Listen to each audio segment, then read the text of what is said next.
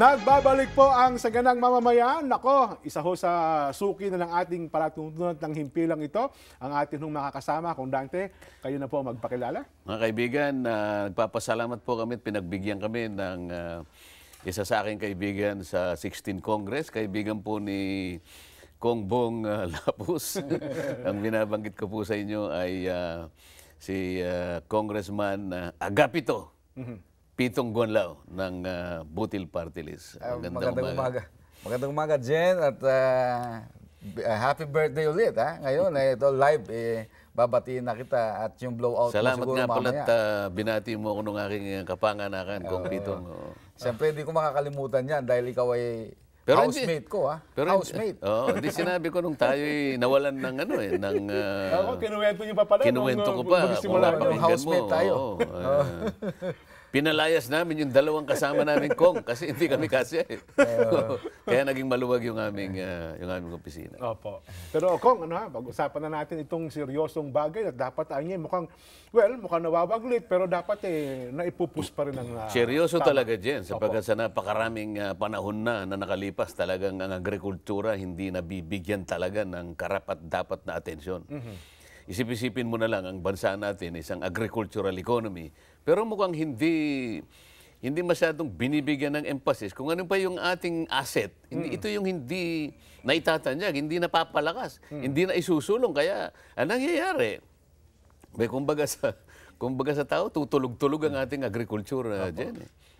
Buti na lang, nandito si Kong Pitong na alam kong napakalaki ang interest niya kung ang pag-uusapan ay yung pagbangon ng agrikultura sa ating bansa. Kung Pitong, kwentuhan mo naman kami. Ano naman nangyayari sa agriculture? Ikaw ay nandyan sa Kongreso at ang naglalatag sila ng mga budget at lahat ng mga patakaran kung paano gigisingin ang natutulog na diwa ng ating agrikultura. Pwede mo ba kaming bigyan ng konting summary, Kong Pitong? Maganda. Salamat. Yung ating agrikultura, sa panahon ni Pinoy, ako nalulungkot nga, hindi man nabanggit. Ang nabanggit lang niya ay katiting na isang yung sa SONA. Sa SONA. Pero in fairness to the Aquino administration, at ako bilang isa na namumuno sa Kongreso sa agricultural legislature, yung budget na nilaan ng Aquino administration sa agrikultura, lalo na sa irrigation, sa infrastructure, ay more than double dun sa past administrations. Ang naging problema, I think, yung gap talaga nung investment sa agrikultura at saka sa ibang sektor, yun ang malaki. Like sabi mo nga, napakalaki ng binigay nating pondo dun sa CCT. May higit 80 billion. Kaya nakikita natin napakaliit ang binigay sa agrikultura. Pangalawa, mukhang nagkaroon ng problema sa implementasyon ng programa sa agrikultura. Pangalawa, in the middle of the game, nagkaroon tayo ng dalawang sekretary.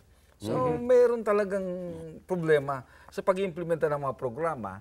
Kaya ang sabi nga ni Secretary Boots, malaki yung pondo na ibibigay natin sa agrikultura, pero yung absorptive capacity o implementation problem ay nandyan. Kaya siguro ako, yun ang isang naging problema kung bakit hindi talaga nakaangos o yung sabi nga natin, underperformance ng agricultural sector. Yung sinasabi mo na dalawa yung ating gumaganap na sekretaryo, kumbaga sa kusina, Jen, dalawa yung ating kusinero na maaaring siguro nagtatagisan siguro ng talino kung saan ano yung iluluto, doon pa lang nagkakaroon na ng problema. Pero kung Pitong nabanggit sa SONA na itong dalawang sekretary natin na meron ng itinanim yata, Opo. malamang itutubo na raw yung itinanim. Pwede ba natin pag-usapan? Ano sa tingin mo? Ano ba yung itinanim nitong dalawa at saan ito itinanim? At kailan tutubo yung kanilang itinanim? Maganda at nabanggit mo yan. Ako, una, yung sa irrigation. Mula nung 2010 up to 2015, almost 200 billion, halos 200 billion na, yung nalaan natin sa irrigation facilities. Ang problema nga, dahil sa dami ng kalamidad, mas marami yung nasira yata ang sistema, agri-irrigation system, kaysa nadagdag. Kaya mas kumonte yung sabi natin nadagdag na hectareage covered ng ating irrigation systems. Pero in terms of yung investments, napakalaki talaga ang binigay ng Aquino administration. Hindi lang nga natin alam kung yan ay sa pag-implementa ay na-implementa ng tama. Yun ang aking siguro, doon siguro natin sukatin kung tama ba ang pag-implementa at paglaan ng pondo dito sa ibinigay ng Kongreso at binigay ng Aquino administration. At tanungin natin yung ating mga magsasaka. Pero ako naman, sabi ko, ang Kongreso ay hindi nagatubili na bigyan at paglaanan ng pondo yung irrigation program natin. Pero kasi, Kong Pitong, Jen, napapansin mo rin naman ito, maari nga na nagkaroon ng mas mataas na budget ngayon sa mga huling mga panahon ang agriculture. Pero kung ikukumpara mo doon sa budget na tinatamasa ng ibang ahensya, mukhang hindi consistent doon sa pananaw na dapat maisulong ng malakas ang agrikultura. Kasi kung ikukumpara sa CCT, ang CCT 62 billion ang budget diyan. Magkano naman ang budget ng agriculture, Kong Pitong, noong 2015?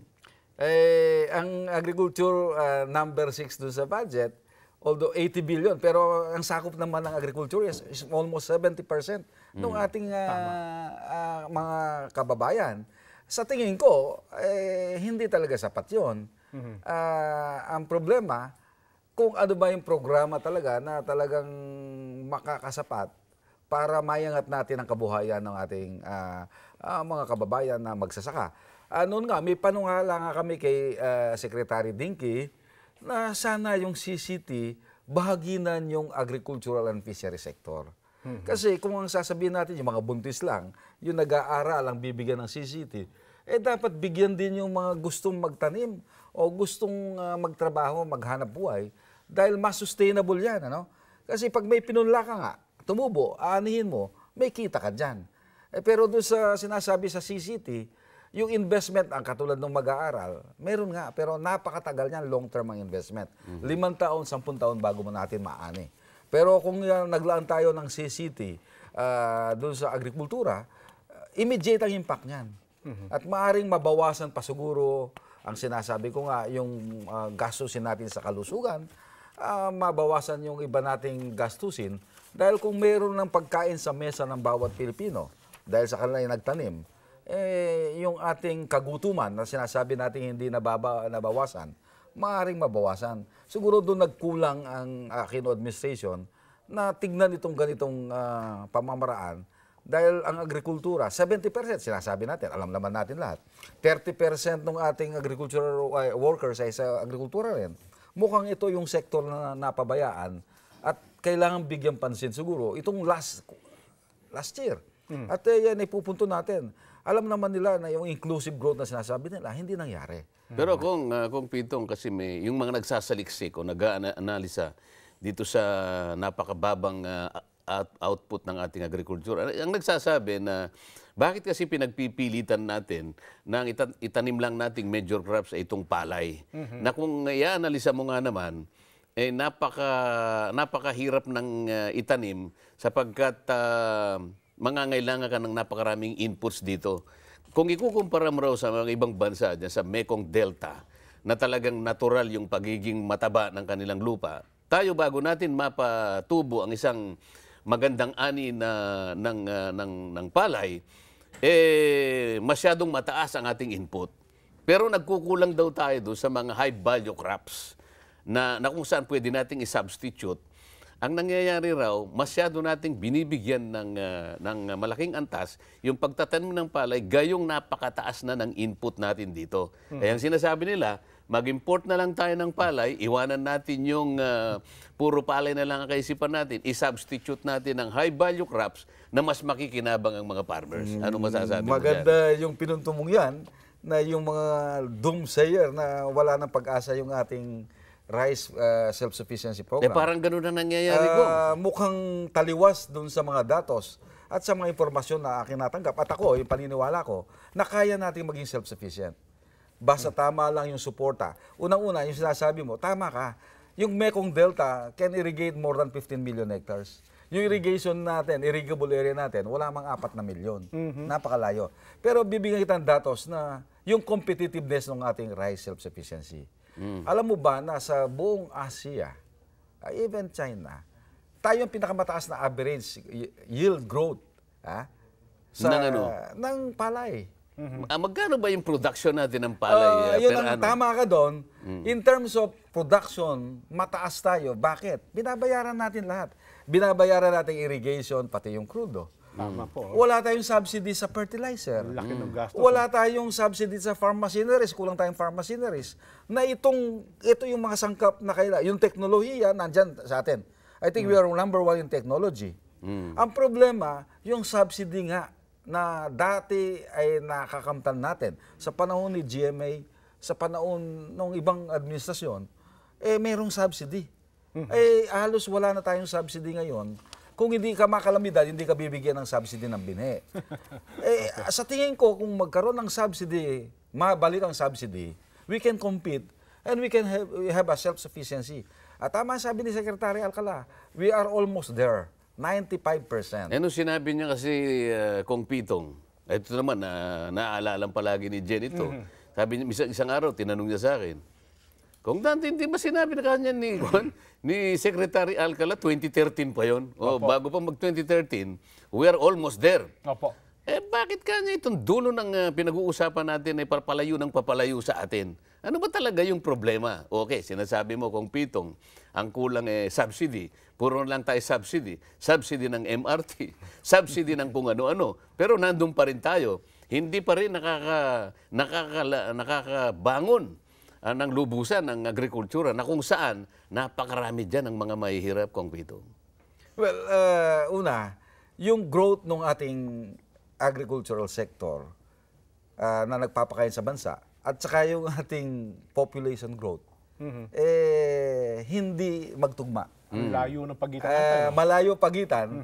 Kaya ang sabi ko nga, kahit na anong angat natin sa agrikultura, hanggat hindi natin double pace, so ang pacing, hindi natin maabot.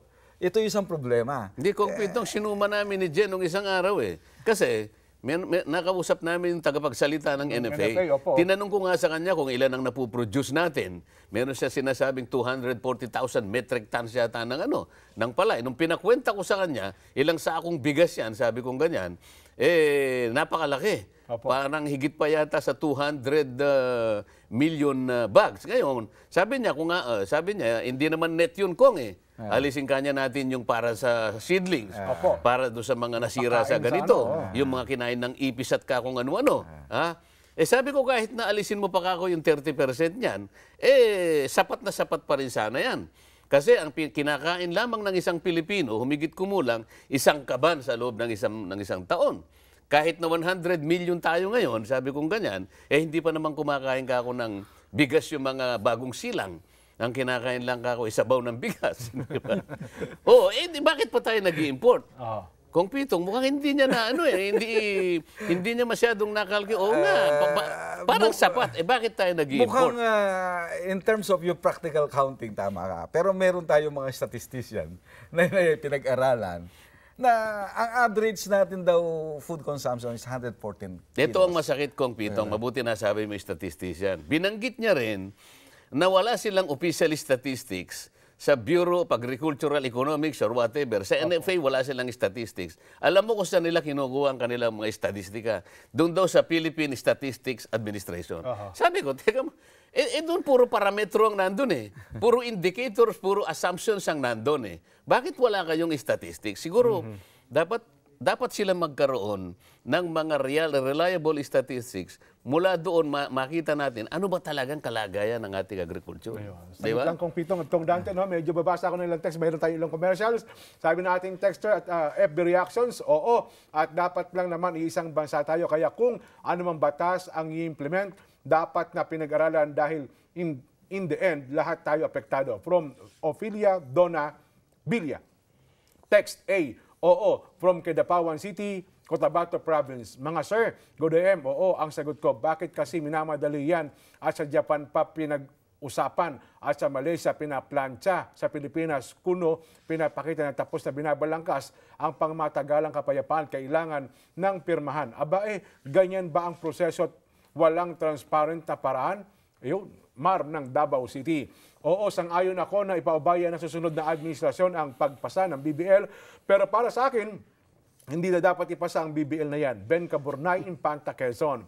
Ganoon po, sang-ayon po ako kasi kasalukuyang pamahalaan ngayon ay bulag na isip nito ukol sa BBL. Pabayaan na natin ang susunod na pamahalaan ang gumabay dyan. Thanks, Carding ng Kalamba.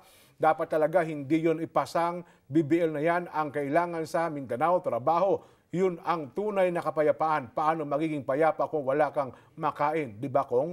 Yun, 0830. Sa ganang mamayan, good day po, Kong at Jen. Oo naman po, para naman mapag-isipan, mapag-aralan pa ng gusto na walang maargabyado sa magkabilang panig. Hindi kagaya ngayon na inuuna ang pagkakaperahan bago ang kinabukasan ng bawat pamayanan. Dani po ng Rodriguez Rizal. Ibasura na yung BBL, wag na pag-usapan. Rod ng Sampalok. Oo, Jenny ng Wansagip Party List Cagayan. Opo, mula kay Ate Nina ng Wansagip Party List sa Batangas. Gudayan po, sang-ayon po ako, Rita ng Caloocan. Gudayan po, oo, sagot ko, Manny Dizon ng Pampanga. Oo, yun din naman ang gusto ni Pinoy. Iniwasan lang ng Pangulo ang kaguluhan sa Mindanao, kaya niya isinulong ang BBL. Leo ng Caloocan. Marami pa po kaming text. Saglit lamang magbabalik po ang Saganang Mamamayan.